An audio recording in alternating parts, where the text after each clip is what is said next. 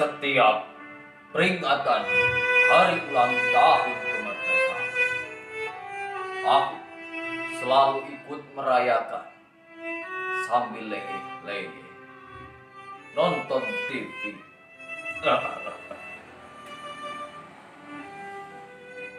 Ketika lagu kebangsaan sorak-sorai mulai dikumandangkan, aku turut bernyanyi di dalam hati, mengenangkan masa-masa yang telah lalu. Tapi ketika aku tengah asik melamun, si kampret, cucuku yang masih SD, tiba-tiba mendatangiku lalu bertanya,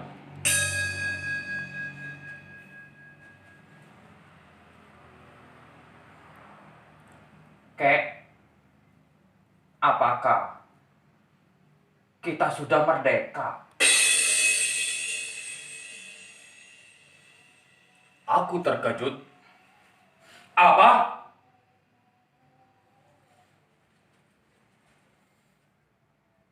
Apakah kita sudah merdeka, Kek?" Aku mulai marah. "Hei, siapa yang menyuruhmu menanyakan soal itu?"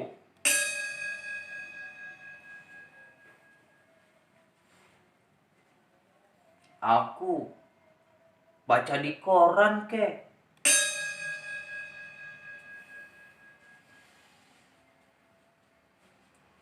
Si kampret mengeluarkan kertas koran dari sakunya, menunjukkan kepadaku sebuah kepala berita.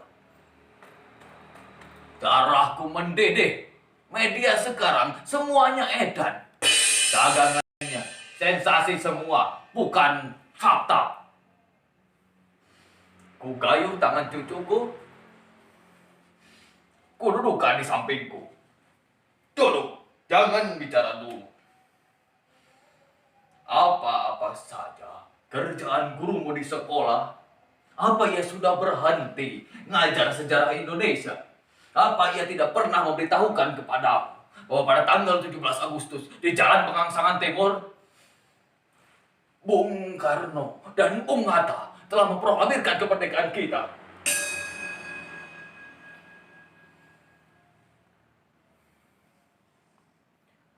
Proklamasi. Kami, bangsa Indonesia, dengan ini menyatakan kemerdekaan Indonesia. Hal-hal yang mengenai pemindahan kekuasaan dan lain-lain diselenggarakan dengan cara seksama dan dalam tempo yang sesingkat-singkatnya. Jakarta, 17 Agustus 1945, atas nama bangsa Indonesia. Soekarno, Hatta. Nah, sejak saat itu kita sudah merdeka.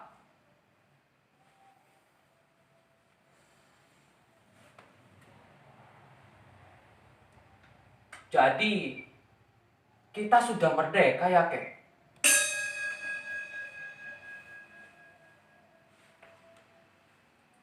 Oh, jelas.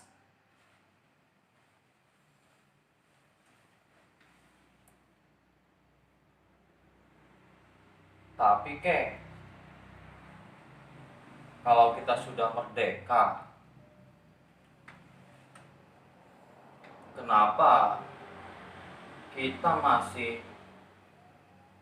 miskin?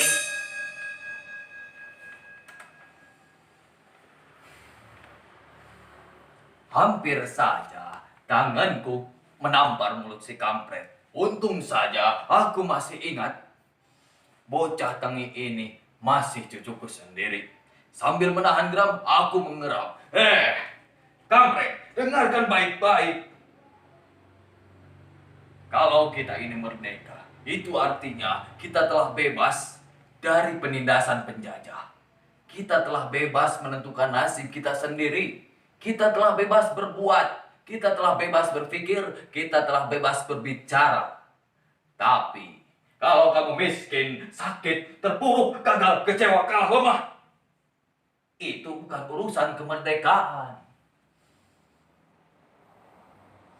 Ini, kalau kamu ingin kaya, kamu harus kerja keras, harus mencari sendiri kekayaanmu, harus membalik sendiri nasib kamu.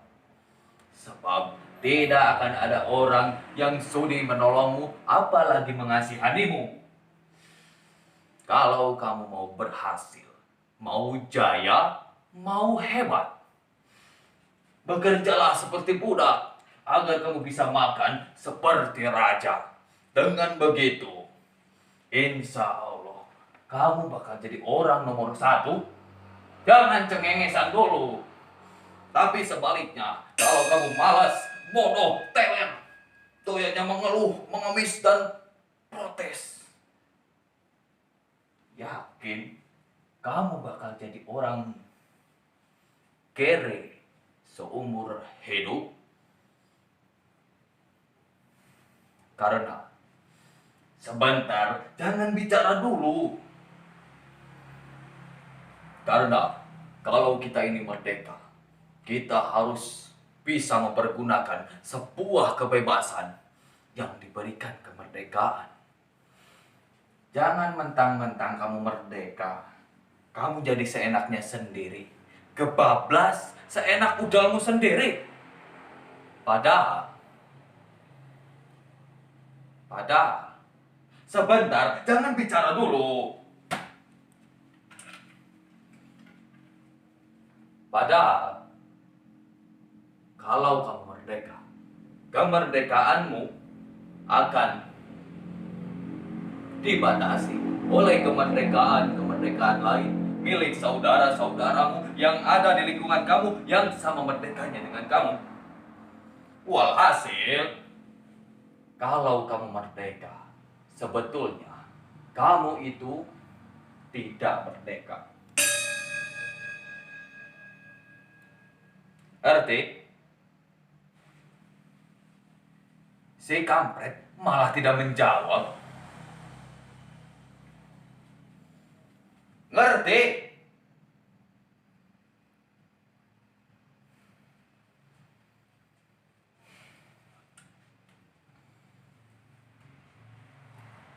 Ngerti?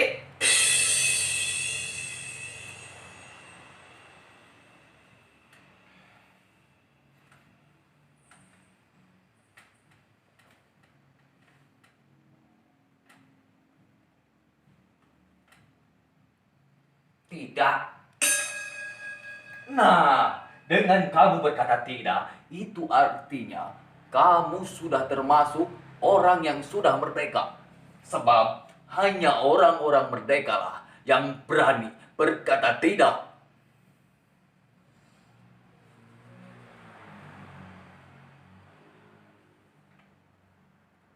Jadi, betul ya, Kek? Kita sudah merdeka.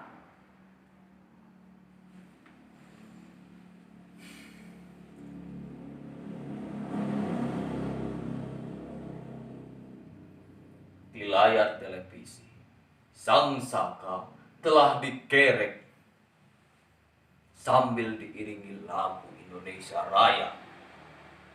Aku merinding. Isi kepalaku terlempar ke dalam jurang memori masa-masa revolusi. Waktu aku keluar masuk hutan, bersembunyi di balik ketiak-ketiak bukit untuk mencegat konvoi tentara kolonial.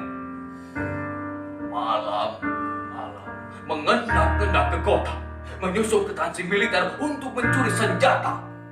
Akan tetapi, aksi kami berhasil disergap. Sebab salah seorang di antara kami telah berkhianat. Kami berlari dan kakiku tertembak. Kami semua jatuh ke dalam sumur tua.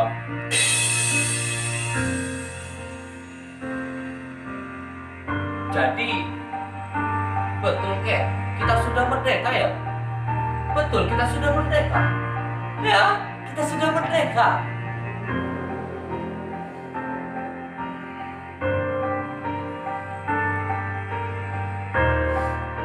Sang Saka telah sampai ke puncak tiang dengan anggun dan perkasa. Satu hal yang paling penting adalah aku telah terlibat, aku telah turut, aku telah ikut membayar ongkos perjalanannya hingga kakiku pincang sampai sekarang. Tapi sungguh demi Tuhan, aku tidak pernah menyesal.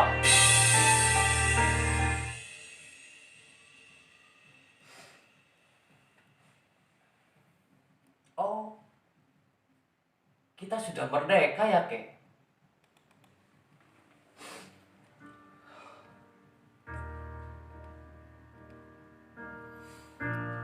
Pada hari kemerdekaan, aku letakkan senjataku, kembali ke sawah, menjadi seorang petani, tinggal di dusun dengan satu rumah dan satu kursi. Yang ini, yang memang hanya satu-satunya, tapi hidupku damai dan tenang. Sampai pada suatu saat, sepulang dari sawah, tepat di depan pintu rumahku sendiri, aku ditangkap atas tuduhan pengkhianatan kepada bangsa dan negara. Kenapa dulu kami disergap? Aku diarak dan diperkarakan, dipenjara tanpa diadili. Bertahun-tahun aku berada dalam penjara. Bertahun-tahun aku tak melihat matahari. Bertahun-tahun aku bagai burung dalam sangkar. Bertahun-tahun aku hanya melihat sang merah putih dari jendela. Padahal akulah yang telah mengibarkan bendera itu.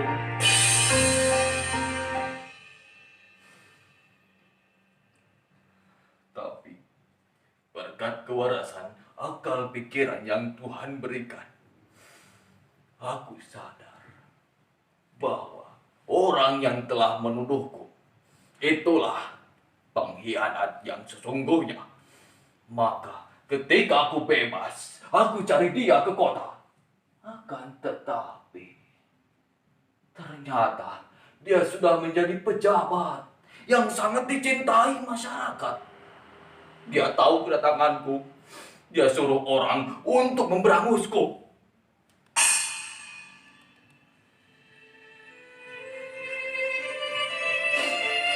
Aku memang bukan pahlawan.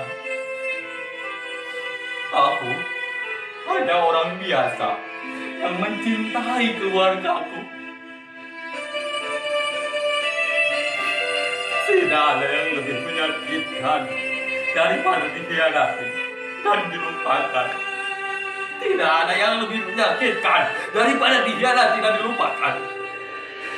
Leluhurku dan bangsaku pernah sama berjuang melawan para penjajah, mengabdikan jiwa dan tenaga, menaruhkan darah dan nyawa untuk tercapainya kemerdekaan di atas tanah Nusantara ini. Tapi melihat apa yang terjadi sekarang, aku hanya bisa menunduk. Tak sanggup lagi aku menahan malu untuk tetap berdiri menatap sang merah putih. Inikah arti kemerdekaan? Inikah arti kemerdekaan? Inikah arti kemerdekaan?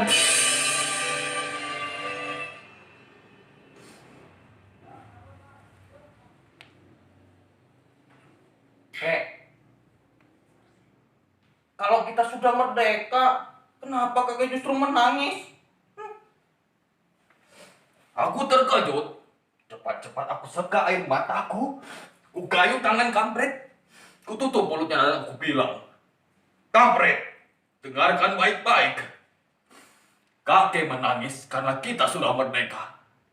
Sebab hanya orang-orang merdekalah yang boleh dan berani menangis kapanpun ia ingin menangis.